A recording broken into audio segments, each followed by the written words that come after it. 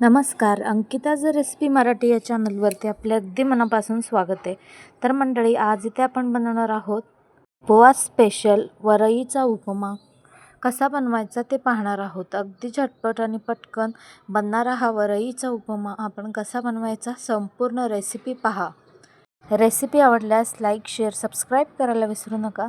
पाहू शकता एकदम झटपट नाश्त्यामध्ये परफेक्ट असा हा उपवासाचा स्पेशल वरईचा उपमा आपण इथे बनवणार आहोत. मंडळी, ह्या पद्धतीची वरईची उपमा कसा बनवायचा संपूर्ण रेसिपी पहा. रेसिपी आवडल्यास लाईक, शेअर, सबस्क्राईब करायला विसरू नका.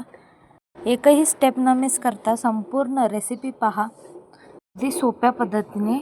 चला तर रेसिपी बनवूयात. तर सगळ्यात आधी आपल्याला लागणार आहे 1 वाटी भगर आणि 2 मिरच्या, 1 बटाटा त्याची साल काढून आपण घेतलेले आहोत, 2 टमाटर इथे लागणार आहे. चवीनुसार आपण घ्यायचं आहे. जर तुम्हाला टमाटर उपवासाला काही जणांना चालत नसतं, ते नाही वापरलात तरीही चालेल. तर आमच्या भागात टमाटर खाल्ले जातात. तुमच्या भागात खात नसेल तर तुम्ही टमाटर न वापरता मिरची आणि बटाटा घालून बनवू शकता. टमाटर एकदम बारीक असं आपण कापून घ्यायचं.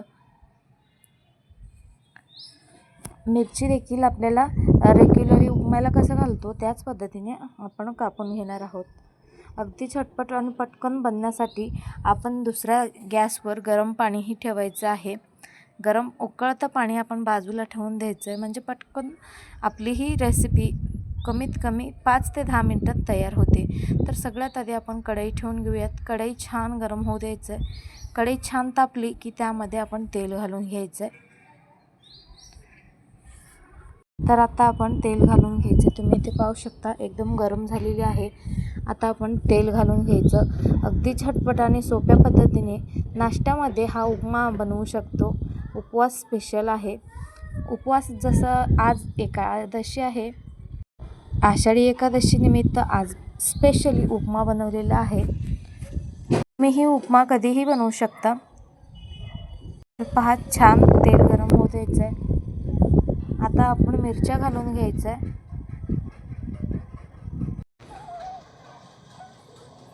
मिरच्या घालून घ्यायच्या. मिरच्या व्यवस्थित तळू द्यायच्या. त्यानंतर आपण टमाटर घालून घेऊयात. 1 टमाटर घालून घ्यायचं आणि व्यवस्थित परतून घ्यायचं आहे. तुम्ही इथे पाहू शकता या पद्धतीने. तर पहा, इथे आपला हा टमाटर व्यवस्थित मऊ झाला पाहिजे या पद्धतीने आपण परतून घ्यायचं आहे.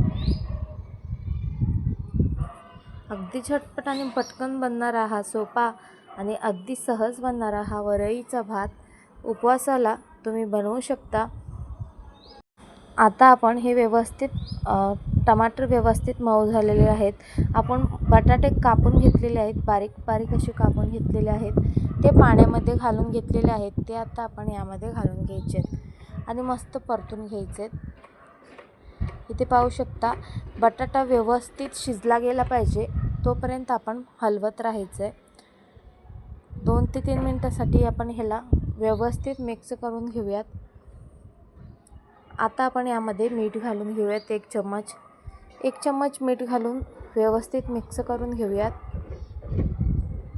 इथे तुम्ही पाहू शकता या पद्धतीने आपण व्यवस्थित मिक्स करून घेतलेले आहे. कोणीही पहिल्या प्रयत्नात अगदी सहज बनवू शकतो. आता आपण शेंगदाण्याचं कूट यामध्ये घालून घ्यायचं आहे. ओबडधबड ठेचलेली शेंगदाण्याची कूट आपण यामध्ये घालून घेऊयात. 2-3 चम्मच आपण यामध्ये घालून घ्यायचं. आवडीनुसार कमी जास्त तुम्ही करू शकता. तर पहा, या पद्धतीने आपले हे बटाटा वगैरे सगळं शिजलेलं आहे. आता आपण यामध्ये पाणी घालून घ्यायचं. आपल्याला हवं तेवढं पाणी घालून घ्यायचं. तर 1 वाटी भगरला आपल्याला 2 ग्लास पाणी लागतात. वरईच्या भाताला किंवा उपम्याला पाणी जास्त लागतं. आपण 1 वाटी इथे वरईचा भात घेतलेला आहे, तर त्याला आपल्याला 2 ग्लास पाणी इथे घालावे लागणार आहे. तर इथे मी पाणी घालून घेतला 2 ग्लास आणि वरईचा भात स्वच्छ धुवून घेतला. स्वच्छ धुवून यामध्ये घालून घेतला.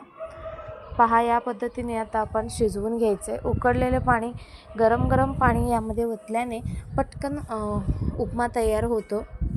मंडळी तुम्हीही भगर रेसिपी नक्की ट्राय करा, तुम्हाला ही खूपच आवडेल अशी ही रेसिपी आहे. अगदी सहज आणि परफेक्ट बनणारी ही भगरची रेसिपी तुम्हाला जराही आवडली असेल तर लाईक आणि सबस्क्राईब करायला विसरू नका. आता आपण थोडंसं मीठ घालून आपण याला बंद करून घ्यायचं आहे. 2 ते 3 मिनटासाठी आपण याला शिजवून घेणार आहोत. 2 ते 3 मिनटानंतर पुन्हा आपण एकदा उघडून चेक करूया की आपला हा भगर शिजला आहे की नाही. तर पहा, आपला हा भगर आणखीन शिजलेला नाही आहे, तर आणखीन आपण 2 मिनटासाठी यावर झाकण ठेवून घेऊयात. अगदी झटपट आणि पटकन बनतो मंडळी. कमीत कमी याला बनवायला आपल्याला लागणार आहेत 5 ते 10 मिनिटं लागतात मंडळी. फक्त सकाळच्या घाईघाईत तुम्ही हे बनवू शकता उपवास असल्या दिवशी.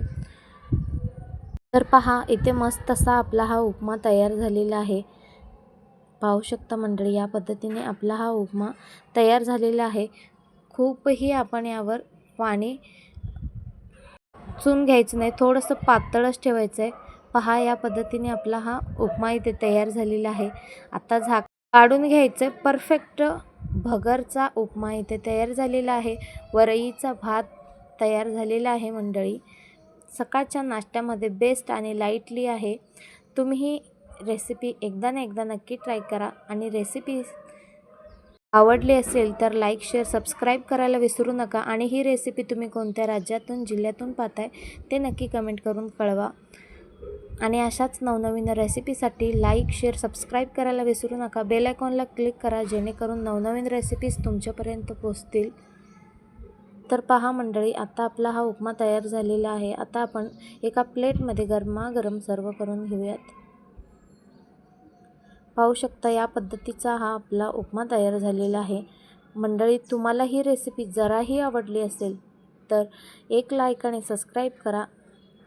आमच्या चॅनलवर अशा अनेक वेगवेगळ्या रेसिपीज आहेत, तुम्ही तिथे जाऊन पाहू शकता. रेसिपी कशी वाटली नक्की कमेंट करून सांगा. तर पहा, गरमागरम भगरसोबत आपण निंबू घेऊ शकतो खायला. गरमागरम निंबू पिळून आपण खाल्लात तर भन्नाट लागतो. उपवासाचा एकदम स्पेशल डिश तयार होतो.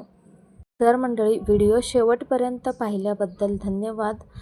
मंडळी, तुम्हाला नेक्स्ट रेसिपी कोणती हवी आहे नक्की कमेंट करून कळवा. आमच्या सोलापूरच्या रेसिपीज अस्सल गावरान आणि अस्सल चवीची आपल्या चॅनलवर येतच राहतील.